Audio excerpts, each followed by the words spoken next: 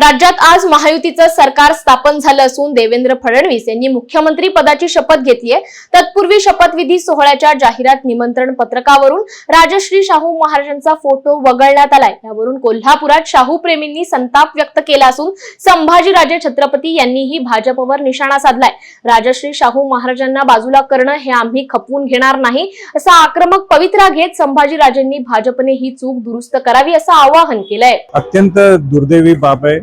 माझ्या कानावर सुद्धा आले किंवा किंबहुना सकाळी मी पाहिलं सुद्धा की जसं मगाशी म्हटल्याप्रमाणे महाराष्ट्र जो घडलाय त्यामध्ये शिवाजी महाराज, शाहू फुले आंबेडकरांचं सगळ्यात मोठं योगदान आहे। आणि शाहू महाराजांना बाजूला सोडून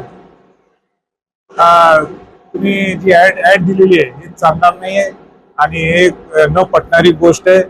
कारण का शाहू महाराजांचं महाराष्ट्र घडवण्यात किंवा महाराष्ट्राच्या जडणघडणमध्ये सगळ्यात महत्वाचं स्थान आहे।